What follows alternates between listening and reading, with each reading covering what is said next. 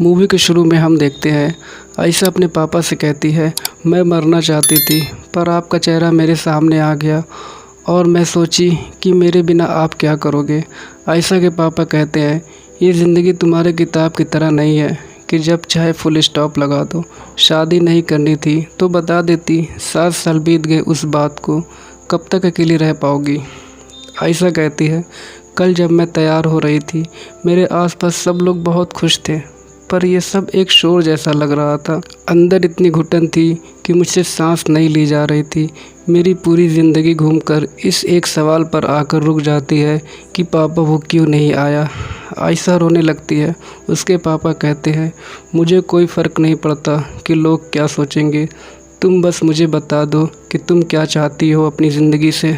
तो आयशा कहती है, पापा मैं यहाँ से बहुत दूर जाना चाहती हूँ। तो पापा कहते हैं, ठीक है जाओ, बस वो दिल्ली में जो तुम्हारी बुक रीडिंग सेशन है उसे कैंसिल कर दो। पर आयशा कहती है, वो मेरे लिए बहुत इम्पोर्टेंट है और मैं कब तक अपने आप से भागती रहूँगी। और आयशा दिल्ली निकल जाती है। आयशा की फ्रेंड अनन्या का कॉल आता है और कहती है, मैंने सुना इंगेजमेंट तोड़ दी समीर से। आयशा कहती है, शादी मेरे लिए नहीं है। अनन्या कहती है, आयशा उसने तुझसे कभी प्यार नहीं किया।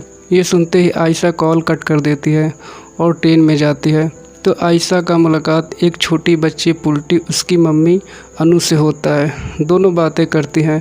तो अनु कहती है, आप दिल्ली से हैं? तो आयशा कहती है, नहीं मैं बॉम्बे से हूँ, दिल्ली अपनी बुक रीडिंग सेशन में जा रही हूँ। और तुम?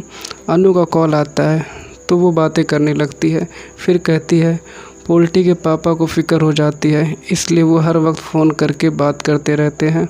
और कहती है, हमारा घर दिल्ली में बहुत फेमस है, हमारे घर के नाम से उस एरिया का पता चलता है, नेताजी की हवेली। ये नाम सुनते ही आयशा घबरा जाती है और कहानी फ्लैशबैक में जाती है। आयशा अपने फ्रेंड के साथ टूर घूमने आती है तो देव उसे घुमाता है और कहता है, ये हमारा घर इस पूरे दिल्ली में फेमस है, नेताजी की हवेली। यहाँ की हर दीवार हर पत्थर में कहानी छुपी है। और अपने फैमिली से इंट्रो कराता है।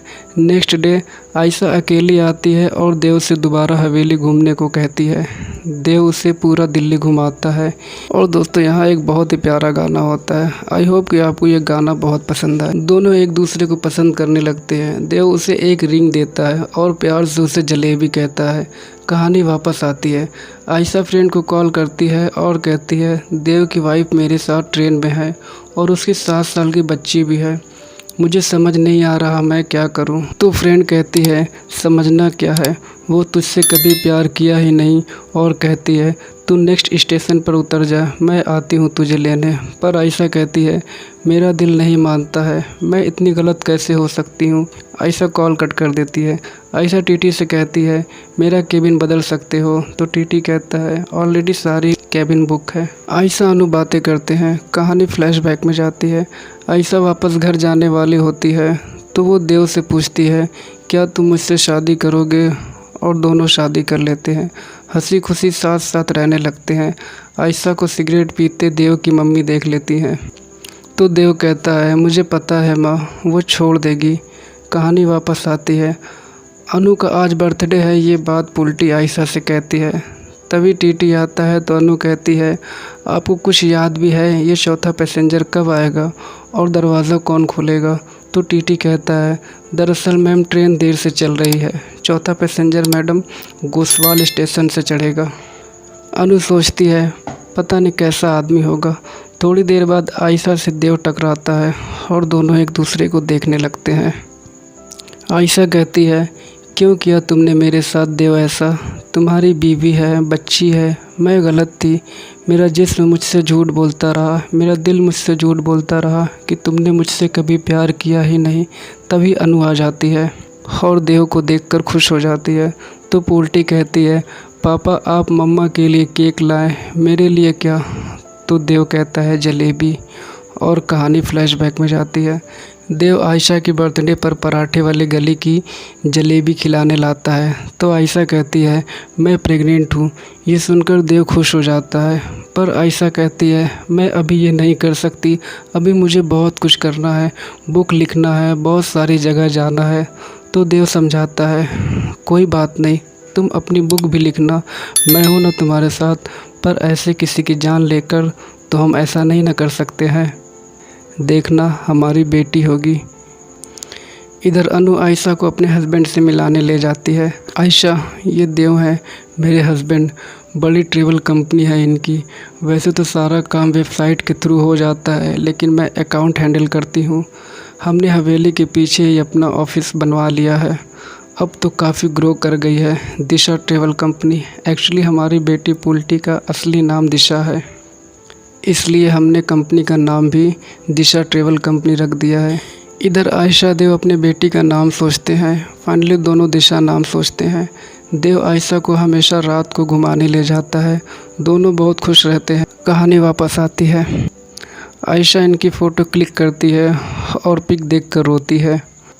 तभी देव आता है तो आयशा कहती है, बड़ी हैप्पी फैमिली है, देव प्लस आयशा, दिशा, और कोई नाम नहीं मिला तुम्हें दुनिया में।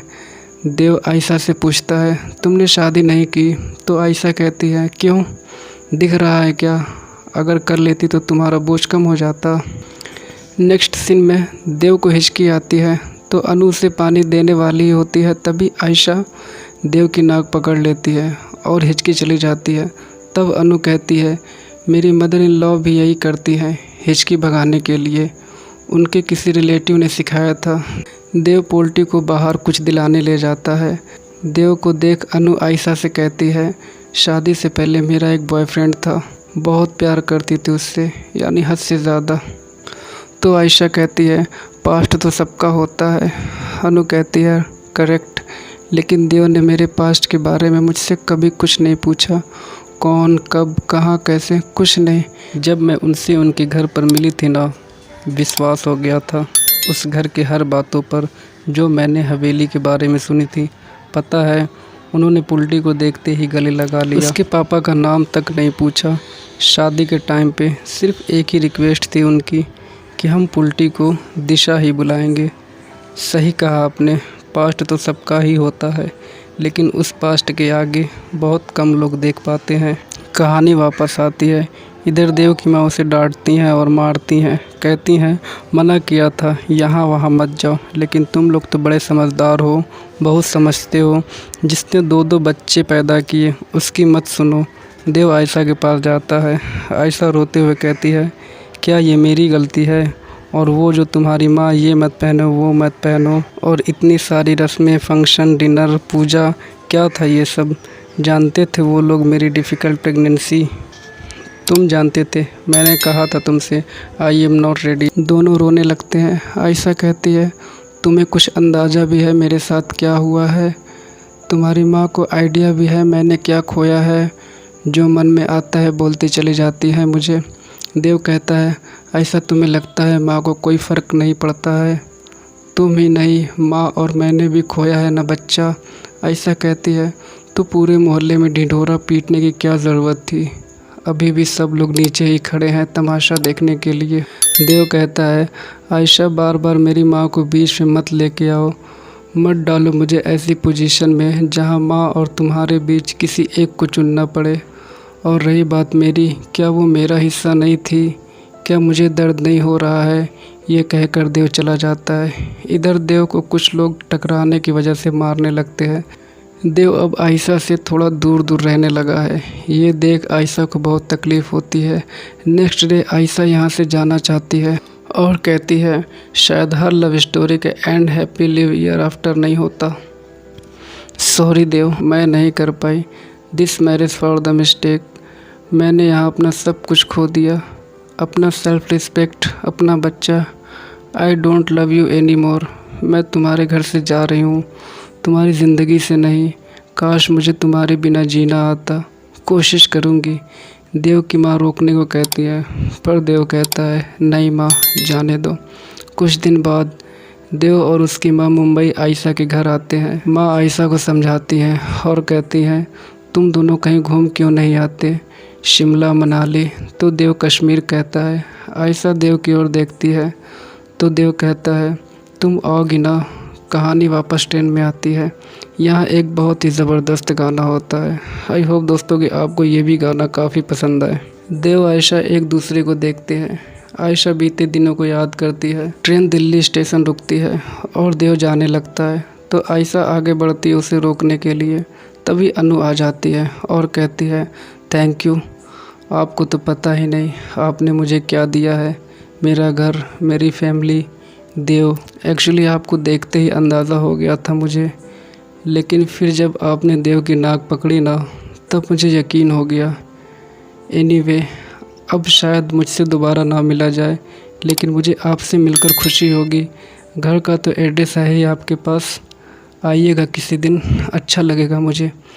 देव अचानक रुक जाता है और आयशा से मिलने जाता है और कहता है, मैं आया था आयशा कश्मीर, मैं आया था आयशा।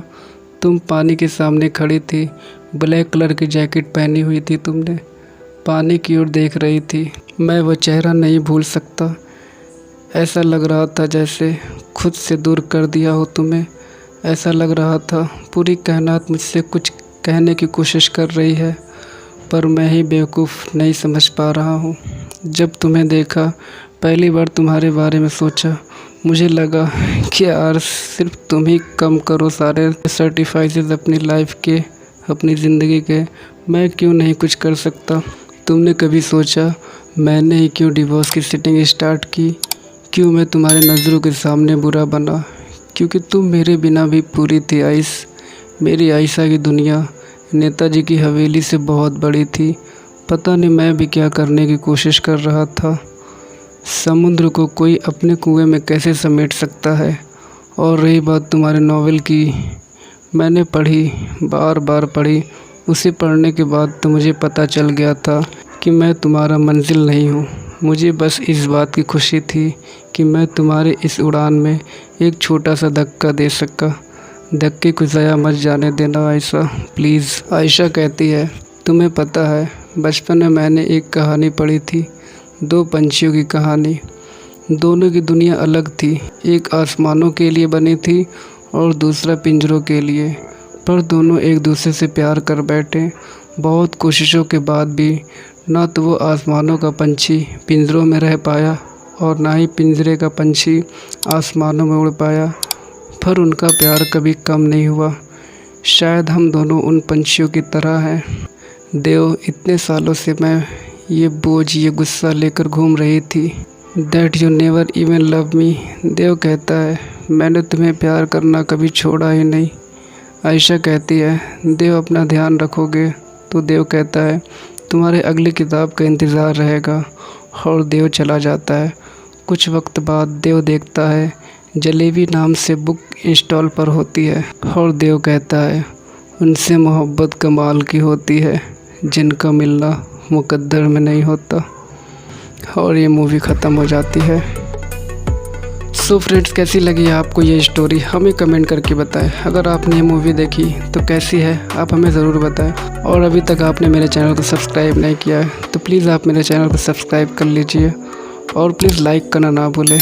मिलते हैं नेक्स्ट वीडियो में। Thank you friends.